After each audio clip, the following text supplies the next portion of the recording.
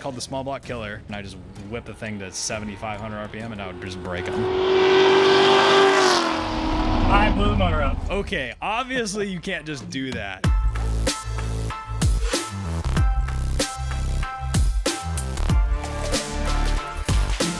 It's story time. You may have seen his flame-spitting F100, his off-road Lincoln Town Car, or maybe even your Crown Vic drift car. I don't know. It's yeah. All the fun stuff. But that's just scratching the surface of what we have here. We're here with Craig LoPresti. What's up, dude? How's it going? Good. Awesome. Glad to be here. Appreciate you guys coming out. Yeah, thank you for having us. And I want to get into all your builds, and I want to get into you as a YouTube content creator, but I think we should start here because this is kind of like, this is your baby. The bread and butter. You've had it the longest. It's like your flagship build. Absolutely. So what is this to you? Where did it start, and where are we at now? It's a long, crazy journey, which is super cool. And I love that this is my first truck. So I got it back in 2016. And I remember distinctly looking on Craigslist, Facebook, all the fun stuff, trying to find my first vehicle. And I had gone to Cruising Grand's, a local car show down here that has been going on for like 24 years. My grandfather, my uncle started it. And so I'd been going to that since I was... Wait, what? Yeah, it's pretty crazy. So, yeah, small world. But yeah. Whoa! But yeah, small world. Craig, so your chairs are not secure. it's hard for it. I got the nice one. But yeah, so that car show was actually started by my grandfather and my uncle. They took a car club and started doing the whole thing. Wow. And it grown to what it's pretty big now. It's every Friday. Yeah. But that car show I'd been going to since I was a little kid, walking around. The constant conversation you'd have time and time again with all the old guys is, oh, I had this 70 Charger, big block, 4-speed, Hemi, blah, blah, blah. I wish I never sold it. I've heard that story so many times. So many people probably have. Oh, yeah. And I told myself, I was like, all these guys had really cool, like, first cars. And I whatever was my first car, I did not want to get rid of it. I was very, like, stubborn about it. Yep. And I mean, I'm like 15, 16, looking at cars on Craigslist was like where all the like hot rods were at the time. That was before Marketplace was really like good. Yeah. And juicy as it is now. Mm-hmm. So it was all Craigslist. So I just go, I had it bookmarked on my tab. I check it 3 times a day. It was like, I think my years was like 1942 to 75. So I didn't have to smog, because 76 is smog. Yep. So I had it set like that. And I'm looking at Mustangs and all sorts of cool hot rods. And then I kind of gravitated towards trucks because our family never had a truck. So I was like, it'd be cool if we did like, you know, I had some sort of a pickup. But I was always a hot rodder because I was at Cruising Grand all the time. Yeah, so sure. I was kind of like, well, what if I kind of like could put the two together, get myself a street truck? And that was when C10s were still pretty hot, but the Ford truck street truck thing wasn't really, especially in the 67, like 72 generation, like what this is. Yeah. That was not popular yet at all. So C10s had all the stuff in the world. You could buy everything for them. There was nothing on the internet or to buy for these trucks yet. So I kind of went like down the rabbit hole and just, that was what I wanted. So was very, stubborn about it. I wanted a short bed. I wanted a V8. I didn't want a 6-cylinder. I didn't want a long bed. But you can't really be choosers when you're 16, 15, have no money, and everything's expensive on the internet. So you kind of get what you get, especially as a first car. So I got really lucky and found this truck. It was out in Alpine. It sat for 20 or 25 years out in a field. It had sagebrush going through the bed. Like It was pretty bad. And it had a V8, and it was a short bed. That's all I cared about. And I really liked the whole patina thing. That was like, it was just starting, but I always liked it. So it was like, I was like, well, it'd be cool if I had a really cool paint job, and then I never had to paint it because it just has its original paint, and it's just got its character, and I just build that character. So I looked at a couple that had paint, but this one was literally how it looks still. It hasn't changed much on the outside. And I fell in love with it. I loved it. It was really cool. And it was between that and then my parents being parents, respectful parents. They wanted me to get like this 95 F-150, AC blows cold, 4-wheel drive, short bed. Like, it's perfect. Responsible. Yeah. So I think this one was like $3,800. The F-150 was like $4,000 or $5,000. And they're like, we can go between the two. Basically, I had some money saved up, they did, and we're gonna like kind of match it. And we're like, let's go for the truck. And I was like, I don't want the newer truck. I want the older one. I was being stubborn, super stubborn. Because I knew, I was like, I can't take that to Cruising Grand. It's too new. I want an old car. Yeah. So I go take my SAT test on March 5th, 2016. I remember this distinctly. And that's when I came home, and it was sitting on the side of my house. So my dad had the guy come and did it in the 2-hour window I was gone. And it was sitting there, and he's all dirty and ready to go. He's like, all right, you ready to build this thing? And he's not a car guy. My dad is absolutely not a car guy. Really? Yeah. A lot of people don't realize, like, my immediate family is not car people at all. Interesting. So my uncle, which is my mom's brother, who runs Cruising Grand, that's probably where I would get the inspiration from, is my grandfather and my uncle, and doing the whole Cruising Grand thing. That's kind of, I think, coming from that Ford-based family, at least that side of it, that's probably where the inspiration comes from. But always being into anything, you know, bikes, skateboards, RC cars, working your way up till you get your license, and then more expensive hobbies start. Yeah. Yeah. But going to that and then getting the truck was really, I was like, well, this is like what I wanted. It's a short bed, it's V8, it's broken, it doesn't run or stop or start. This is perfect. I was so excited. And I think it was March 5th. So that entire summer we spent getting it back on the road, and it's 100 degrees. I'm outside in the sun, like hating it, right? But long story short, got the thing running and driving with my dad. We did the drum brakes backwards like 4 times because we're both learning. He doesn't know, I don't know. He just wants to make it safe because it's a 50-year-old truck. Sure, yeah. And then I drove it through high school, stock 2-barrel, 3 on the tree pickup truck. So it was this same block and crank. So it was a just basic 302. It was like 148 horsepower is what it was rated for. And it was literally, I was the only kid at my high school that knew what or how to drive a 3 on the tree. So I just drove this thing, and it was first, second, and then third. It looked like I would put it in park when I go through an intersection and hit second gear. Yeah. But yeah, it was super wicked. It was cool. I loved that fact. Everyone was like, is that thing automatic? Because they see the shifter. Right. And I was like, no, it's a stick. And they're like, what? And they never had known what a 3 on the tree was. Yeah. So I drove that all the way through high school and then into my freshman and part of my sophomore year in college at San Diego State, where I went to be an engineer. And that's around the time that I 5-speed swapped it, which at this entire time, when I bought this truck, I had started documenting it because I knew I wasn't going to sell this truck. This was like my baby. I was like, nothing will ever take this thing from me. So I documented this thing from the day I got it. I took a photo of it on the side of my house, which I still have, and basically took photos at the time. And this is 2016, 17. So videos aren't like YouTube isn't what it is today. Sure. And so I'm just taking photos and little clips and videos of whatever I can. And I put together my first start and run video, which is the first video on my channel of this truck. It's still there. And I basically made a video getting it running and driving. Like before abandoned or revival videos were as popular as they are now. Yeah. Now it's like everywhere. People do that stuff. Yeah. So I did that literally almost 10 years ago, and did it with this truck. And I put it on YouTube because my cousin had a 69 fastback. He did a similar thing with, and we're sitting in my garage. We're like, dude, let's make YouTube channels. Let's like put our cars in like videos and put them on the internet. And that was the first videos. We both did one. And so it was really cool. So I did that. And then I slowly, everything I did from a 4-barrel conversion, from a 2-barrel to the headers, to the 5-speed, to all the way to today. I have, I think, over 730 videos on my YouTube channel, and I've been doing it for like over 9 years straight. And this truck is what started all of it. So it's all started solely from wanting to document how I built this truck over the years. Because it's had literally 5 motors that I've designed and built and gone through and blown up. And I documented all my mistakes, my failures, my learning curves, and everything in between. So yeah, this is definitely the staple in how we're here today because of this truck. That's awesome, man. So yeah. Yeah, I like your in your bio, it's just I break engines. Yep. Yeah. That's you can kind of see it. Yeah, that's why the joke is on this one specifically, it's called the small block killer. Because I was just a 7+ thousand RPM, just that's all I cared about. I was very short stroke, like into Trans Am like racing, vintage Trans Am racing, NASCAR. I studied a lot of the engine dynamics and geometry in those, and I was just all into RPM. And if you take a stock motor and spin it that high, you're gonna break it. Yeah. So anything down to the tune, and then I'm going to like basic machine shops like around town, and I'm giving them blocks and telling them what to do, and I get it back and I put it all together and I just whip the thing to 7,500 RPM and I would just break them. And it's like, okay, obviously you can't just do that, but I didn't know that, so I was just learning.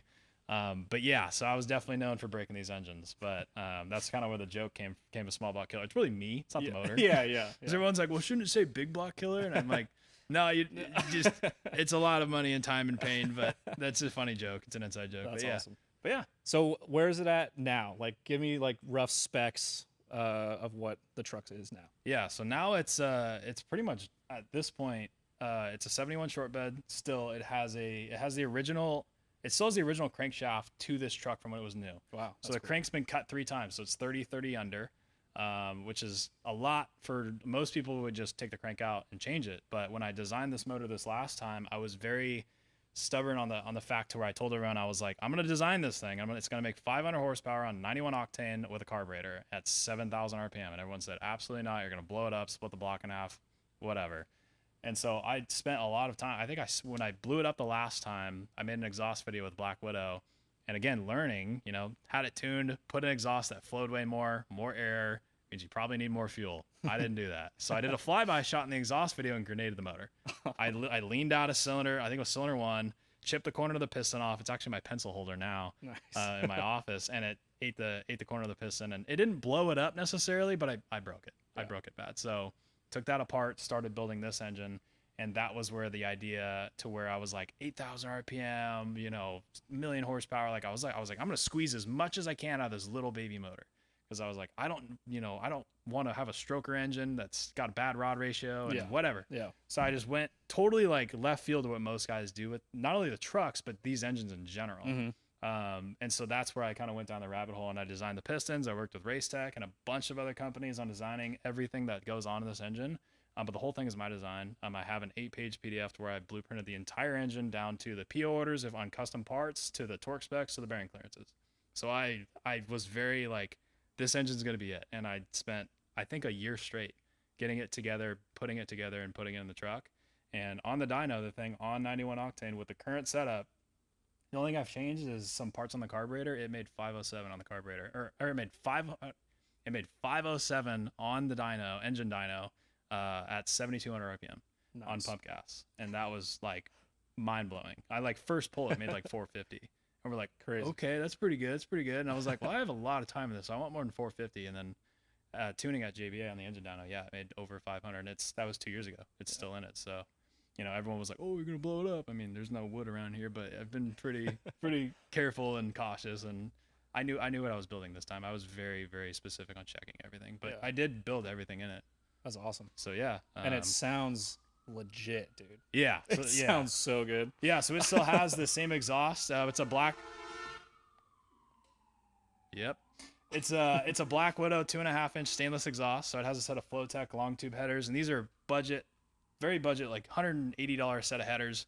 And these are actually what my buddy bought with me. He bought them, I bought them, and then as a gift, he restored them. So they were like $30 on Facebook. They're all rusty. So he wire wheeled them and painted them and then gave them to me. I put them on. I took it to my high school, and that was my open header high school reaction, which is my first viral video.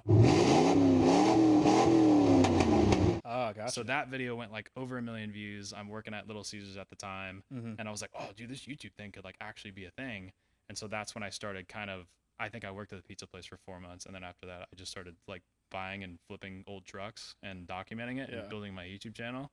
But that exhaust system is what I built on this thing. So it is, so it's a full set of long tubes. It's 2.5-inch stainless, and it just comes straight back, has an X pipe in it. It has 2 little Widowmaker 10 stainless mufflers on it, and it goes straight out each side. So if you looked at it, it is literally as Trans Am NASCAR as it gets. There is 0 bend off that X pipe from where it makes the turn off the collector. It is dead straight to the tire. And that, it being stainless, it being 2.5-inch, this being a short stroke engine, all create that symphony that everybody knows with this truck. And it's totally what's created, like, I guess the image that this truck's created. It's kind of its footprint. And like when people see the truck, they think of how it sounds. Oh yeah. Like if they just see it, they're like, I know what that thing sounds like. I've seen the videos of it. Like so many people are like, oh dude, is that the truck that did this, and this, or sounds like, you know, super crazy. And I'm like, yeah, this is it. But yeah, behind that, twin disc McLeod clutch. It's a Tremec TKX 5-speed in it. It's got a QA1 carbon fiber drive shaft. It has a fully built Ford 9-inch in it, 31 spline axles, quick performance axles, and then it's got a set of later model disc brakes off a 73 to 79 truck that I machined and put on the stock beam. I lowered it. I flipped the axle in the back, CNOS the frame. I flared the bed sides out 3 inches. I redid the interior. I put a very rare set of factory Mustang bucket seats in it to give it that kind of more street truck look.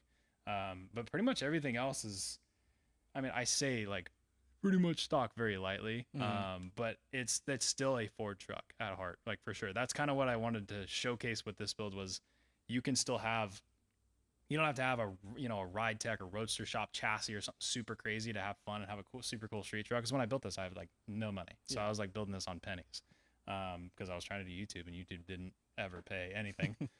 So when I built this thing, it was just whatever I can get my hands on. I had a welder, learned how to use it, built this, and it's still to this day like fun as heck to drive.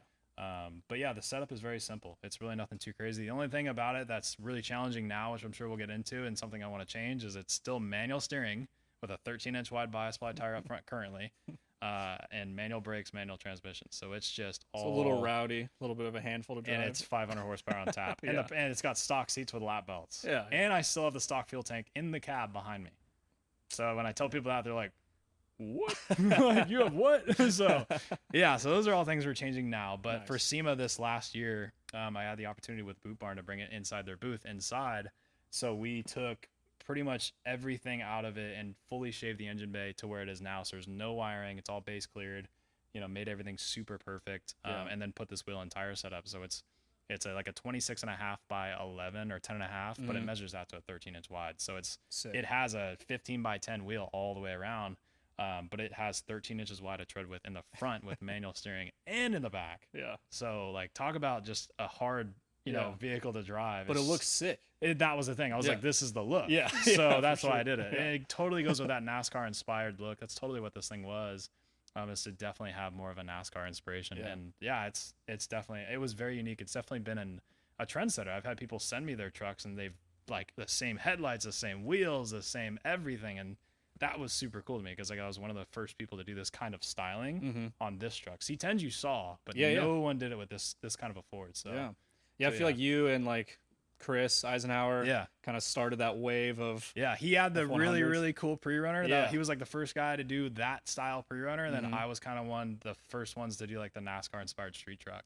And we both, I think, did very well in this niche market and industry, just because of how like different both of them are. It's a cool pairing. I think it would be cool to do a video like with both of those trucks. We talked about racing them together. Happen. Yeah, we talked about doing a race together, like either like a drag race or something fun, or just. Dude, actually, what would be sick is at Plaster City, we could put him in the dirt. Yeah, I could be on the street. Yeah, that would be sick. No, that would be super fun. Yeah. But yeah, Chris is a great guy. We gotta make that happen. But yeah, it'd Chris, be a ton of fun. We're gonna be talking to you. Yeah, we're coming.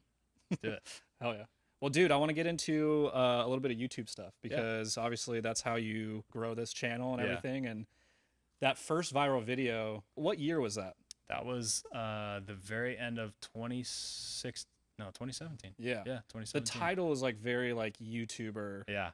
thing. Like before that was like a really big thing. Well, and I looked because I spent like probably a day just trying to figure out what to title it. Interesting. And I looked around at reaction videos because like back in 2017 there was tons of reaction videos. Like that was what not even had to do with cars, but like you'd see people in public places doing pranks and stuff like that. And I found a video of a guy doing like a high school reaction video, and I was like, well, what if I did like an open header high school reaction video? So that's where the title came from. And yeah, I mean, I put it up and it did like, I think I was averaging like under 1,000, like a couple hundred views or a few hundred views at the time. Yeah. And then I'm just working at my pizza place, Little Caesars, making pizzas. And it's, oh, dude, it's at 1,000 views. It's at 1,600 views. And then that turned into 8,000. That turned into 16,000. That turned into 65,000 in like a week. Yeah. And I was like, whoa. And then my subscriber count, I'm watching it. I have a screenshot. It's at 1,776 subscribers. I'm like, whoa, this is so sick, dude. Yeah. And then it's going up, and I'm on my way to 10,000 subscribers like pretty fast. And that was back in the day when YouTube, to where when you had a viral video, people actually subscribed. So it was helpful at the time for sure. Less noise back then. Yeah, it was way less competitive. Oh my gosh, so many people today are like, should I start a YouTube channel? Should I do it? How do you do it? How did you do it? All that stuff. And my biggest recommendation is, I will tell everybody the same exact thing, is if you are going to start doing social media as a whole, especially YouTube, because YouTube is the hardest one, takes the most amount of labor. I mean, after filming for days, post-production is minimum 5 hours. Yeah. So to put together that kind of labor into it, if your sole purpose is to get famous or make money, don't even bother starting. You will fail. I tell every single person that. So for me, like I've said before in the beginning of this, I wanted to document this truck. Yeah. That's what I wanted. Obviously, coming across different cars, different builds, I wanted to document everything. So my channel is mainly centered around this truck. That's what built it. But more so now documenting me changing and building as a person and showcasing my skill sets and what we've been able to create with our own two hands. So we kind of like to showcase, I mean, I say we, but my friends and I, but I mean, me specifically, showcasing, just documenting my journey and just me developing as I want to be a professional car builder and show that I can hang with the top dogs. So this is like me, if you went from beginning to now and watched all thousands of hours of worth of footage and videos that I have out there, you would see my skill set improve from video to video, because every project you get better. Yeah. So do you think that, because like a lot of people are pretty in tune with like the algorithm and they let that like dictate the type of content that they're putting out? Yeah. Do you feel like you fall into that same trap, or are you I mean, you came up in that kind of OG YouTube era, so Yeah. you have your own audience. Yep. But now where you're at, are you like, oh, I got to do this kind of video because it'll help the automotive content people find me? Yeah, it's kind of unfortunate because now if you are super good at something and super passionate at something, it doesn't always mean viewership. Yeah. I have seen that in so many channels, not even having to do with cars. I've been friends with artists that have incredible artwork and showcase it. Maybe the way they're editing or post-production or the way they portray it or film it or story tell it is just not there. But the algorithm and that whole side of it, like there is like pretty much a set of rules that you would have to follow. And if you can't hook your viewer in the first 30 seconds, if you can't keep people for 6 minutes, if you can't have a good storyline with a climax that, towards the 2/3 into the video or stuff like that, like it's gonna fall short. And you have to, and especially in the car niche, that's really difficult, especially when you're doing builds. It's like, okay, if I'm putting a carpet in, how am I going to get thousands of people to stay for 20 minutes watching me put a carpet and what's in? the climax of that?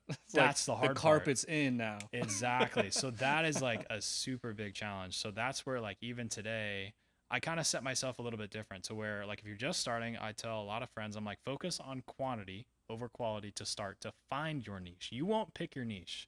They'll pick it for you.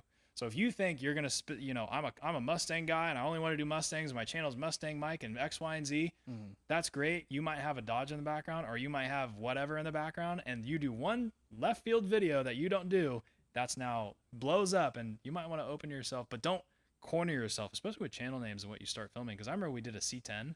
I did a C10 in like 2018. It was like the fourth vehicle I bought to like do a build on. And every Ford guy, because mind you, I only did Fords, they were losing it. So, but I realized I bottlenecked myself and I was like, dude, I'm like into all sorts of different cars. Like I might just specialize in this, but I was like, maybe I want to own a Mark IV Supra one day. Maybe I want to do a front wheel drive car. Maybe I want to do a truck. Maybe I want to do a Mustang or a Dodge Charger or something. Off-road Lincoln Town Car. Yeah, like the fun stuff. Yeah, the juicy stuff. Yeah, like just get creative. Next step. Yeah, so like that was where I was like, I can't bottleneck myself. So sometimes, if you're doing really well at one thing, kind of taking a gamble and taking a shot into something that you enjoy, it's different. It's a coin toss. It might fall on flat and it might do well. Like for example, I built a 1992 Lincoln Town Car, full off-road pre-runner, and it was wrapped around a tree.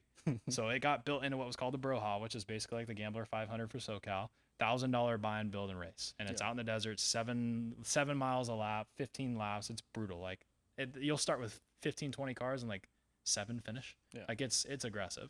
That car raced for 3 years, podiumed all 3 years, never died. I got the opportunity to buy it at a party for $600. It was still, door was smashed in 8 inches, but it drove. Yeah. So I brought it home. Mom wanted to absolutely put a bullet in my head because she was like, this is the ugliest thing I've ever seen in my entire life.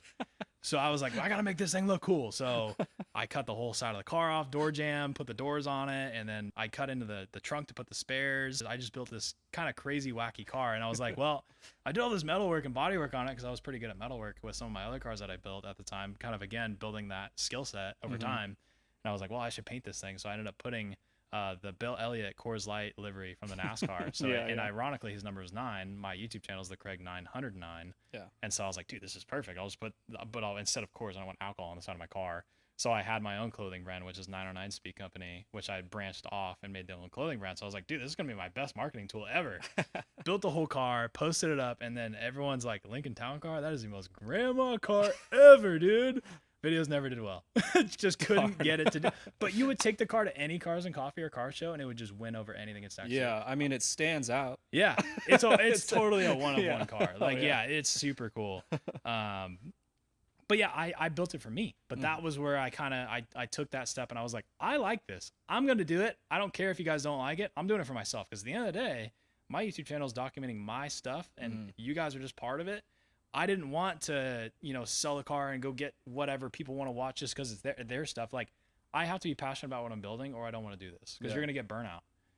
Because this is a job that you're working 7 days a freaking week. Yeah. And you're, posting, editing, uploading at 1, 2, 3 in the morning. Like, I remember SEMA week, like we're 3 hours of sleep at best, trying to put out daily vlogs for all 5 days or like stuff like that, even on Road Trips Power Tour, like all those events. I remember I was like the one guy that did daily uploads on Hot Rod Power Tour. What a disaster that was. And I was putting 30-40 minute YouTube videos out every day on the whole thing because I wasn't driving, I was riding. And I was like, well, how do I make this marketable if I don't have a car? Right. So I was highlighting the crazy stuff that was happening along the journey. But that's where I was like, my niche is I was trying to make it more all like hot rods in general. Mm-hmm. So I'm always thinking of, if I'm scrolling, what do I want to watch? You know, what crazy thing happened today?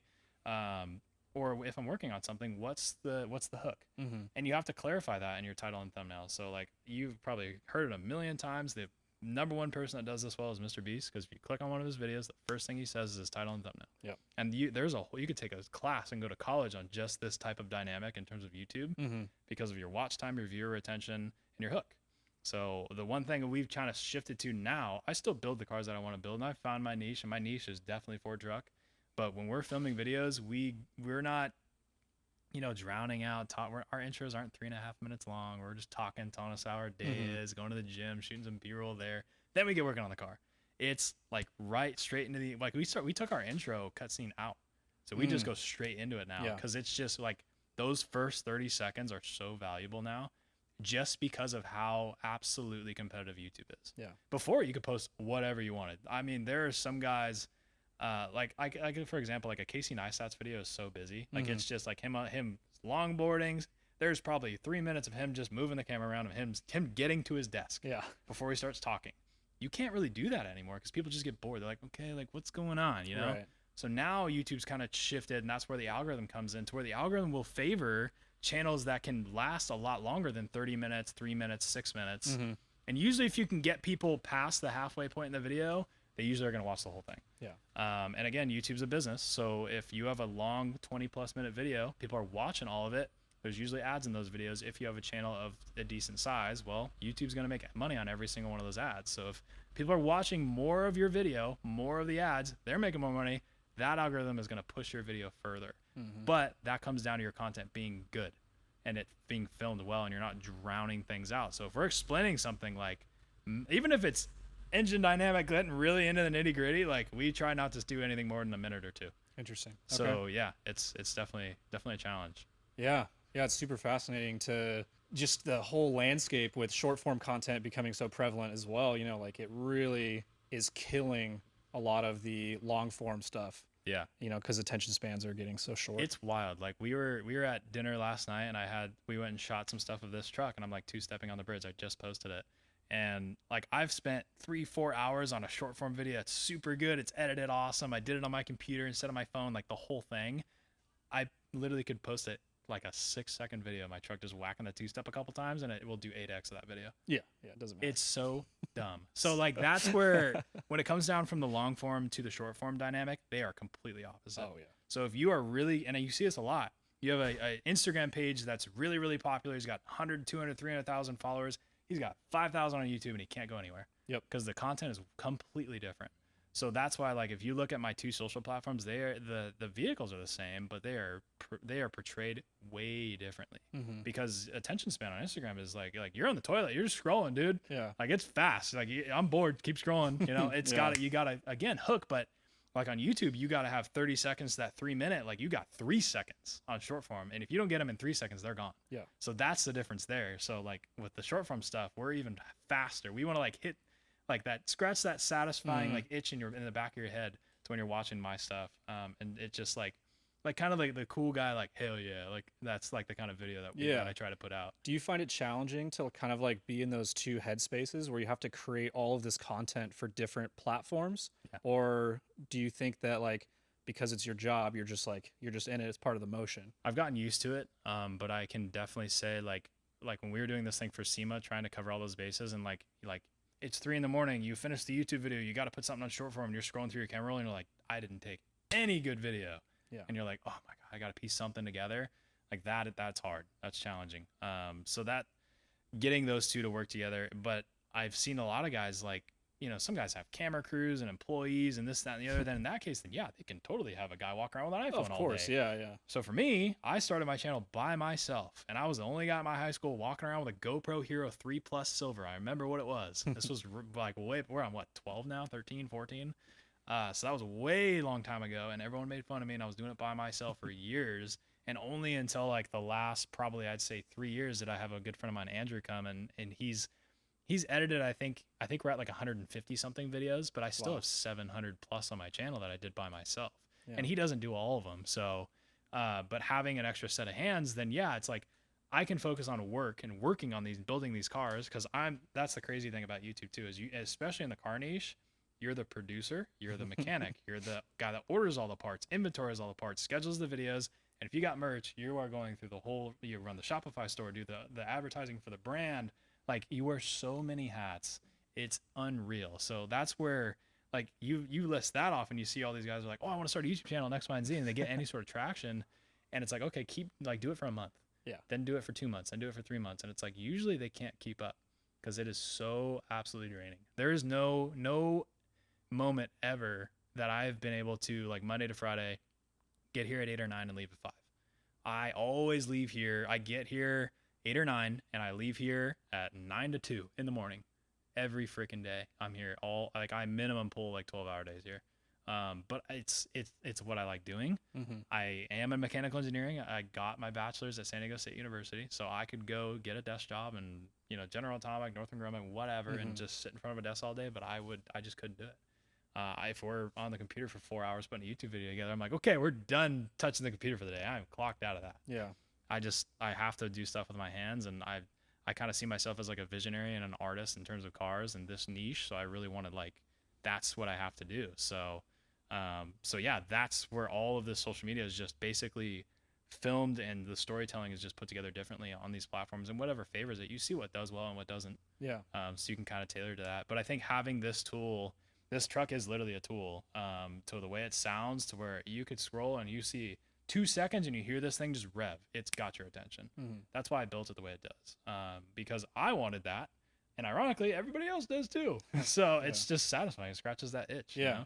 Did you ever have a regular job? Because you got your degree. Yeah. Were you already stepping into YouTube? Yeah. At that point, or Yeah. were you like, I want to go work? Like you said, General Atomics. You got your engineering degree. Yeah. Whatever. Yeah. So that was 2017 high school. Worked at Little Caesars for 4 months. I saw the viral video blow up. Mm-hmm. I quit that job and started flipping cars because I didn't have much. I think at the time I was making I think at most like $300 a month, $400 a month on YouTube, and that was back when it was really easy to get monetized. Mm-hmm. But I didn't have good numbers. I think my highest view video would be like a 3,000 or 4,000 view video. It was usually like 1,000 to 4,000. Gotcha. Which is decent, but like in today's standards, it's like cool. Like it's hard. Yeah. But back then, like that's pretty decent. But then at that point, I just started flipping cars, and then I think it was probably 18, 19. I worked at a place called HRT Motorsport with Brandon Arthur. He's a monster truck driver now. Mm-hmm. He drives Ironman. But they have an off-road shop, and I picked up a part-time thing there. I was there from like 9 to 5, work building trophy trucks, and I think I did that for like 4 or 5 months. And then right after that, I would be back filming my YouTube video from 5 to 9. So, and I was 20, 21, not even that, probably 18, 19. I think I was just getting into college at that time. Yeah, 2018. So I was a freshman in college doing that. So I'd be like, go to school, come back, go to work on the weekends, like just basically like all hours of the day you're working on something. So that, I guess, basically a pizza place for a couple months, for like 4 months, and then an off-road shop for like 4 or 5 months. Like those are the only like real jobs I ever had. Mm-hmm. But everything else has been pretty much like branding myself and building a business off myself. Because YouTube is totally a brand, but a lot of multiple creators will tell you don't make anything on YouTube, which for what I do today, I don't. That's why I created the merchandise line. And I don't believe in handouts, so I'm never going to be like, oh, like subscribe to this or GoFundMe or whatever it is. Yeah. Like, I don't want your money. So we developed a product that's basically, they can buy that from us. Yeah. And that will allow, us to bring money in that way. So we're generating businesses essentially.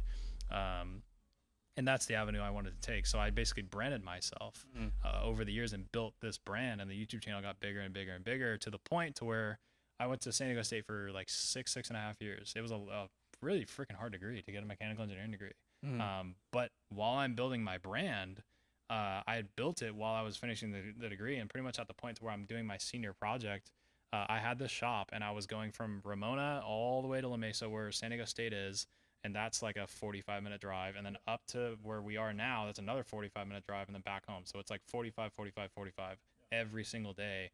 And I was just like checked out of school at that point. I was like, I just need to focus on building my brand, building my YouTube channel. I remember times where I literally failed exams because I put a video together and I favored that over one or the other. Like I remember like distinctly like pretty much failing classes, like some classes, because I was so hell bent on building my brand. Gotcha. Because YouTube is a time thing. You Mhm. can't just be like, yeah, I'll get to it after school in 3 months. Like, you have lost all your momentum. Yep. It's like going to the gym. Like, if you don't go to the gym and go back and it's like, damn, this is hard to get back into it. Exact same thing with social media. Yeah. So I had this momentum and I was like, I can't lose this. So I was like, and I think at that time I was on like a 2 or 3 video a week while I'm at San Diego State doing a car niche. Like, oh my gosh, was that hard? But yeah, I did it. So at that point, getting out of there, coming up here, I was like, okay, we're going to hit the ground running. We're going to do these crazy builds and just kind of make YouTube work. And at that time, we split this shop 3 ways. So there was 3 of us in here. So it was relatively cheap for each of us to get our feet wet in our first commercial space. Now there's only 2 of us. And at that point, that's where I was like, all right, I'm going to build this brand, built the merch brand and the apparel brand, and really kind of put a lot of time into making high quality apparel. And then worked along with the cool builds, and then I flipped cars too. Yeah, I mean, some of the builds that we did, you know, I would sell them afterwards and make money on those. Yeah. You really just anything you can to be self-employed and an entrepreneur. You did, like, that's what I did. Yeah. So you were too far down the road to even think about like a regular job at that point. I thought about it, and I talked with so many friends, and every single one of them, I have so many like engineer friends. That we would talk about the same conversation, and they said, do what you're doing, don't do that. And they're like, well, and I was like, why? And they're like, all of them because these are like, there's a difference between like a car enthusiast and like a diehard car guy. Yeah. And most of my friends, if not all of them, are diehard car guys, and they all are telling me they're actively working towards quitting their engineering day job to pursue their own business in automotive. Interesting. Okay. And we all had this same dynamic, and they're like, if you're already like entrepreneur-esque and based and work for yourself and you've been this successful, stay with it. Because I was essentially like trying to make more money than if I was start as an engineer my first year out of college to kind of prove to my parents that I didn't need a real job. Yeah. And I worked my absolute ass off my first year of school, and I did. And so that's where I was like, well, this could be kind of legit. And then again, you know, parents being parents is like, dude, it's the internet. Could be gone tomorrow. You never know what could happen. Yeah. And that's where like the branding and then working, you know, now today it's a little different because with sponsors, you know, originally at the time it's like, oh, I would love a free carburetor. That'd be super cool. Like it's like, oh my gosh, like free parts. But that's when you're a kid. When you become an adult and you get super expensive things, like it's like you try to work with brands to actually help fund this. Yeah. And you know, it gets taken 2 different ways where a lot of people are like, oh, you make so much money on YouTube and brands and pay you and this, that, and the other. And I was like, it's all here. Like I don't, I buy my pants and shoes at the thrift store, bro. Like I don't make a lot of money on this. It might move around. Like there's a lot of stuff moving, but we put 110% of whatever comes into this back into what we build. Yeah. Because I'm so passionate about that. So yeah, really just kind of pushing, but yeah, no, I've always had the entrepreneur, you know, mindset. And now this year, you know, we've done the merchandise line. I'm moving more to use my engineering degree to actually develop products for these trucks and other hot rods.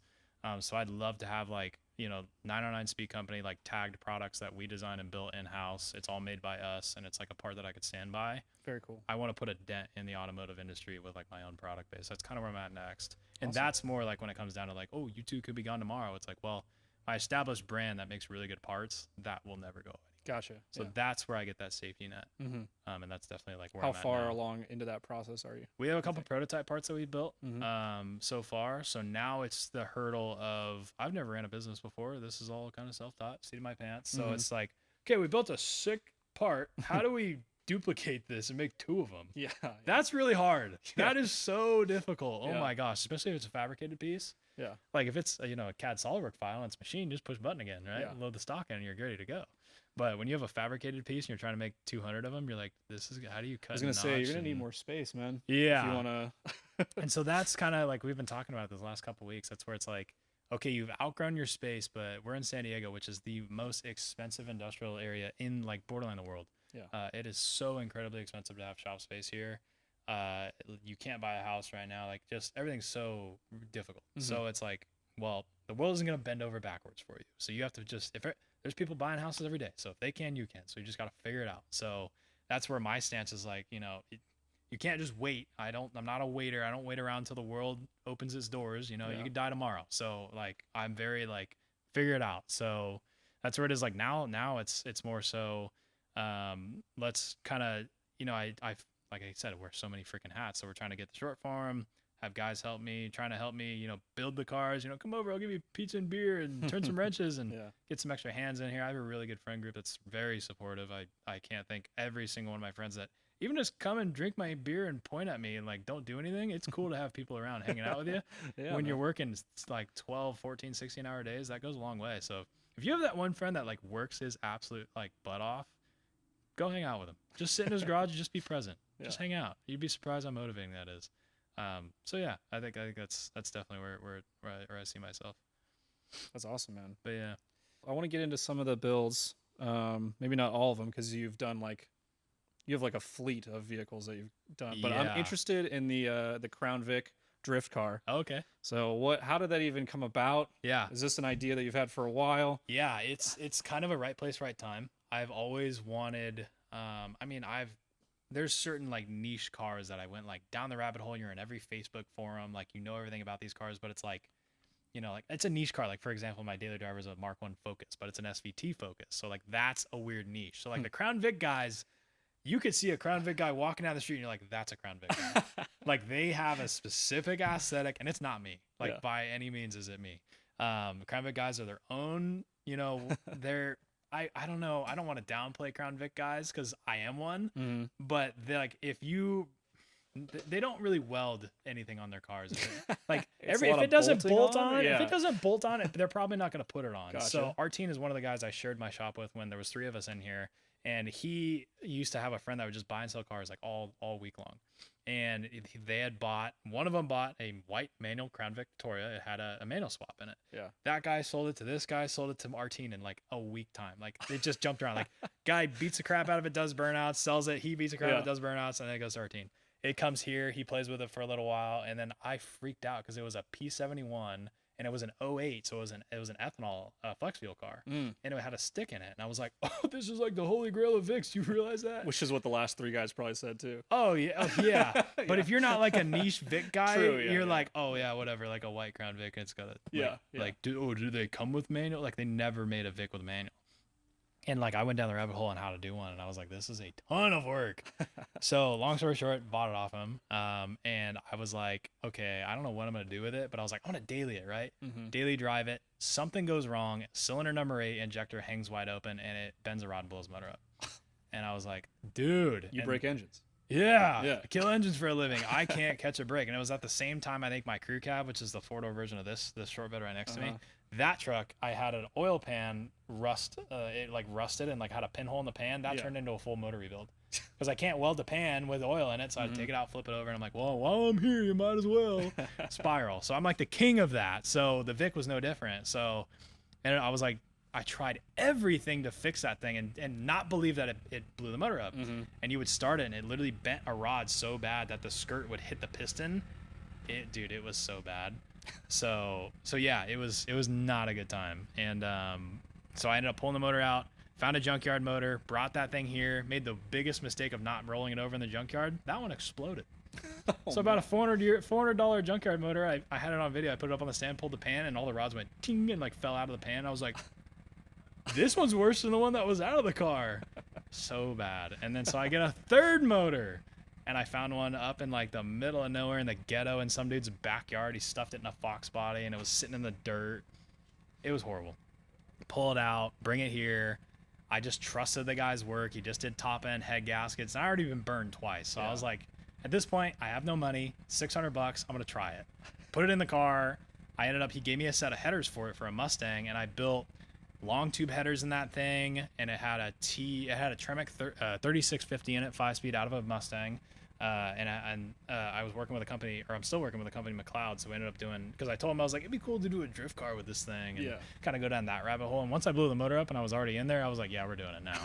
I'm already in too deep. So that ended up definitely spiraling. And so it had a twin disc McLeod RXT clutch in it, which is the same that's in this truck. So like well over 600 horsepower rated clutch, like 800 horsepower rated clutch.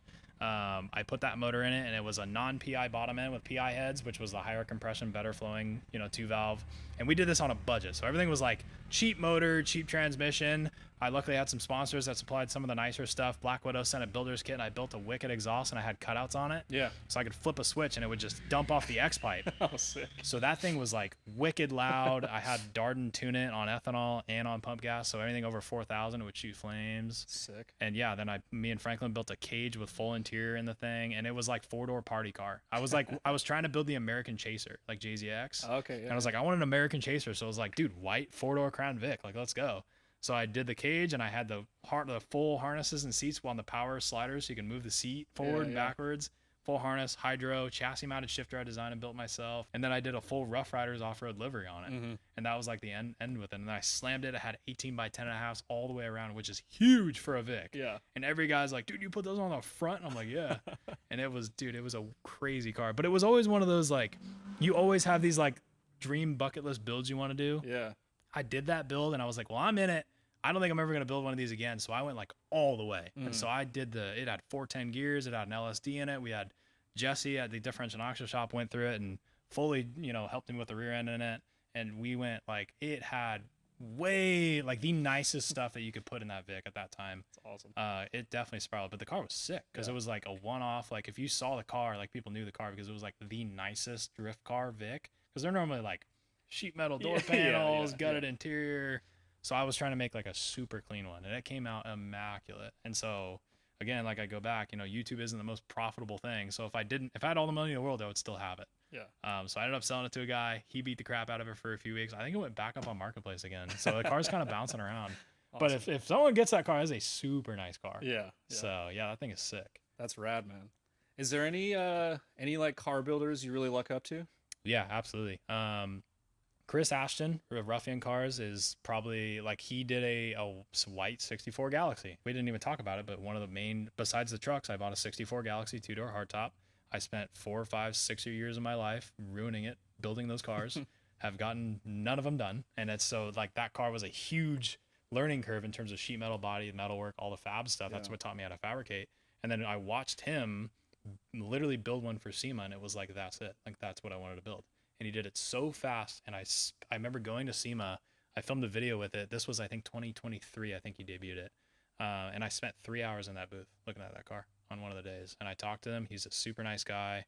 The attention to detail. And when you become a car builder like me, to where you've done stuff like the off-road cars, the drift cars, you've gotten so deep in some of these cars, way further than the average person would even care to do, because it's like, oh, like the transmission's cracked on the housing and it's blown up, like the car's done. Like I would always fix it. So I would go way further than the average guy, because I'm so like, I'm not gonna lose money on this car.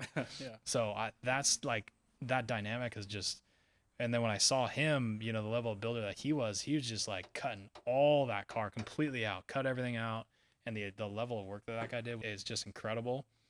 So I really look up to guys like him, because I remember on the back of that car, it says Ford, and the way he stenciled out the back on the Ford emblems, the F was yellow, and the rest of them were like gray or black or white or something like that. And then he had a tow hook underneath it that was shaped like a U. And so he told me in person, he was like, yeah, that's supposed to be like FU to the car industry, because he absolutely cut that car up like way crazier than what most guys would do. He wide body a 64 Galaxy. That car has no hips. You can't, like, that's not normal. And so the way he built it was just like a total FU to the industry. And I was like, that's me. Like, look at my truck. I was like, that is so me. Like the way that he built it is just perfect. And guys like Morgan Clark Design, amazing guy, super nice. I've talked with him. He's a really, really nice guy. And both these guys, guys that are really good builders that don't just have a big checkbook and get guys to build it for them, and they take all the fame. Like these guys get down and they do it. Those are guys that I really, really look up to for sure. And then another one is my good friend Dave Tamino. He's in Oceanside here, and he builds amazing crew cab Ford trucks. And he's the one that helped me with all the paint work and a lot of work on my Galaxy to this day, and this F100 when we took it to SEMA. And he's been like a teacher to me, because I've been self-taught. Like I said, don't come from a car family. You got to learn everything yourself. Right. He's been the first like teacher I've had for a lot of different things. And even today, I'm 26, still learning. I've been doing it for almost 10 years. I learn every time I'm working with that guy. So I love learning. I'm like a sponge when I work with them. That's awesome. But yeah, I always love working with people that are better than me, because you want to hang around with a group of people that is better than, higher up than you, to lift you. You don't want to hang around with people that are dragging you down. It's nice to be the coolest guy in your group, but if your group is full of a bunch of guys that ain't going anywhere, that's what I try to do. I hang out with people that are really, really have gone somewhere and are really talented. and try to push my own abilities. Sure. So yeah, That's awesome, man. but yeah, I got 2 more questions for you. yeah, One, I want to talk a little bit about the car industry, or I guess the car scene in SoCal. yeah, And just I want to see if you've observed the same thing. Like, I feel like for a while it was like night events and like all this stuff, and then takeovers started becoming like a huge thing. oh yeah, And I think that they really like killed night events, and now everyone is going to Cars and Coffee. yeah. And or Cruising Grand, Yeah. things like that. Have Yeah. you seen the same thing? Like, what was your experience through that? Absolutely. And so like I used to daily drive this thing, like I said. So three and a half years I daily drove this. So I would take this to those underground meets where you have all import supercars, like not hot rods. No. Like you've got 500 cars, you got 2 old cars there. Yeah. So I went to all those because I knew I couldn't get state refed, because in California you can get pulled over and they can lift your hood and they will brick your car on the spot. Yeah. Australia has the same problem. So in California, yeah, if you have a California plate and don't meet the requirement, will take you out immediately. But they can't touch this truck. So I would always take this truck as like a buffer, and I would check out the car scene, and I would, leave my truck and whatever. And they'd have the 2-step comps and the burnouts and the parking lot stuff. And I went down that rabbit hole. I never participated in like I do not like takeover stuff. That just ruins the whole car industry as a whole. Definitely. Like the most anti-takeover person you could ever meet. I remember in a parking lot, you have all the kids on the exit row and they're like, oh, rev it, and they're doing that. I had this, and the motor in it was so worn out. The timing chain had so much slap, it would retard timing on the rev limiter, and it would shoot flames. Yeah. So I go down this like huge car meet, hundreds and thousands of people, like all in the main row. And I follow my buddy John. He's in a Mark IV Supra 2-stepping, and I'm behind him in this. And I start doing the same thing, and everyone just loses it because it's an old rusty truck. Yeah. But that, you can't even go to a night meet anymore without cops blocking off the entrance and exits, which they did that same night. But I just sit there. I'm like, they're not after me. They're after the new Mustangs, the new Toyota Supras, and they're after those cars. But yeah, it's unfortunate because it's like you see a sign in a mall or something somewhere where it's like, don't do this. And it's like, well, there's probably a story behind that sign. It's something weird. Yeah. There's always someone that ruins it for everybody. And I think you have the irresponsible guys that get in a high horsepower car, don't know what they're doing, low credit score, and just ruin it for everybody. And that's what you see a lot of times now, is people that probably didn't get disciplined as a kid and they have no respect for anything, and they don't care, want to show off, and have a biggest ego on the planet. And guys like, me or some of the other guys that build their stuff can't just go there with their hood up without worrying they're going to get their car absolutely just bricked by a highway patrol. Yeah. So that's why you go to Cars and Coffees, because that's where like the adults come out. It's very chill. But the car dynamic has changed, because now back then it was like, go to the night meet up for an hour or two, then everyone would hit the highway and go street race. Yeah. That was like a big thing. I went to do a lot of that stuff. My truck would get its doors blown off by everything that was next to it, but it was fun.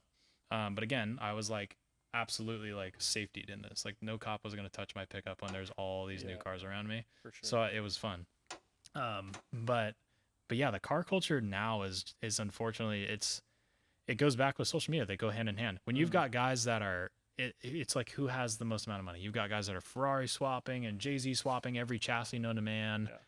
Going to a car meet and having a lowered car with wheels is not considered a build. Especially anymore. So like now I look for the guy that cut his car up the most, and that's what I like looking up, whether he has money or not. I like looking at that dynamic. But oh my gosh, it's hard to enjoy car culture in San Diego if you have a newer car. If you have a classic car, you've always been kind of in that safety net, and that's why I tailored to the older stuff, because I knew what I wanted to do, but I was always worried about having issues with it. But if you are in like anything from like the 80s to like 2000s, and you're like a big diehard car guy, you are always on edge driving around in San Diego or Southern California in general, always on edge. Everyone's like, oh, I gotta have an out-of-state plate, and then if my license is wrong, so yeah, it's definitely changed, and I think it's hard because so many guys have ruined it that they put this image on all the guys that did it the right way. Right. The guy's just going out having a good time, and he's gonna just drive his merry way, might do a freeway pull on his own by himself, away from everybody. Like those are the guys that it used to be. It used to be like, come out to a night meet, there's 20 guys in a parking lot, everyone hangs out, they go to the food place, go out and go home. Like, it's chill. No cops. Then it spirals. Social media is what ruined it. I agree. Social media ruined it, because social media invited the people that weren't supposed to be there. Because you had the guys that were all friends, they all knew each other, and they all knew each other's cars, and they would meet up and showcase what they did that week. And it turned into hundreds of people coming that don't know anybody there, Yep. don't know who organized the event, don't know who's running it, don't know whose cars are there, and they just want to show off. Yeah. That's what killed all of night culture in California and most meets all over the country, really. Yeah. Social media destroyed it. It was called an underground street scene for a reason. You didn't know about it. You had to be like pretty much, you had to know or know someone. Yeah. So yeah, it's not that anymore. You know, it's every car meet ever is posted on social media. Yeah. And there's always a cop watching the social media that will shut it down. Yeah. So yeah, it's hard. It's hard to enjoy that kind of stuff. I think it's reassuring that we do at least still have like Cars and Coffee, you know, like, which is very prominent in Southern California. Yeah, That's yeah. where the trade-off has been. Yeah. And like our local Cars and Coffee, Rancho Santa Fe, has gotten so big. Yeah, it's huge. That in South OC, San Clemente, that one's massive. That one's world known. Yeah. So I think that's like a they're positive. They're tightly regulated. Yeah. Now. Yeah. So Definitely. there's cops there. They will navigate and they will patrol and make sure everybody's doing which is I'm fine with. Yeah. You know, as long as I don't do 20 under the speed limit leaving and you still pull me over. Yeah. Then you have this like cop issue, but no, it's usually pretty good. Yeah. Man, I want to go hang out in a parking lot at night, but you can't. You can't anymore. You can't. I mean, yeah, if you just did it by yourself with like 10 or 20 of your friends and you just all hung out in a parking lot and a cop saw it, they would be like super nosy. Take over. Yeah. It's like but you have so many dynamics of officers that will, some of them are super cool. Like for an example, last Friday we're cruising this thing on Grand, come back, and then I pull into my lot, get past the gate, I'm on private property, and I clutch kick it in second and go all the way past my door and do a nasty burnout in this thing. Sick. I park it, cop comes in, gets out of his car, walks towards me, and I was like, well, how'd that sound? And he's like, dude, this thing sounds so sick, I just had to take a look at it. That's nice. Like, That's so awesome. you have that. Yeah. Sick. But I've been pulled over by the polar opposite and got a nasty ticket. Yeah. So it's like, you never know who you're going to get. Yeah. But usually the guys that absolutely hate car guys only have dealt with the guys that show off and have ruined it for everybody else. Yeah. So that put that negative image on anybody that builds a car is that guy to him in his eyes. And unfortunately, I don't really see a way to change it, you know, especially with old guys that are cops. They're very like in their way. Definitely. I hope it changes, but social media made it so bad to where you can't hang out in a parking lot at night and just sit there till 3 a.m. talking about cars anymore. Yeah. So it's not like the Denny's meets or anything like that. You can just go to Denny's at 3 a.m. It's not even 24 hours anymore. Yeah. All right. Last question. Yeah. In 2016, you had an Instagram post with this caption. Oh boy. If you aren't enjoying the drive, then you're going the wrong way. Oh wow. That's some deep stuff right there, Craig. Yeah. Are you still enjoying the drive? Oh, absolutely. I remember my high school made it to where you wrote a letter to yourself and you opened it like 5 or 10 years later and I got it. I think it was 5 years later and I got it. And I read it and it was very similar to that. And it's like, you'll build this brand and you'll do this and your F100 will have this motor in it. And it was, for my age, it was fairly like, it was basically it. And I was like, you know what? If I told myself then what I'm doing right now, he would be so stoked. Sick. He would be so proud. It would make his absolute month. Like he would be head off his shoulders, walking tall as he could. Yeah. Very proud, very happy.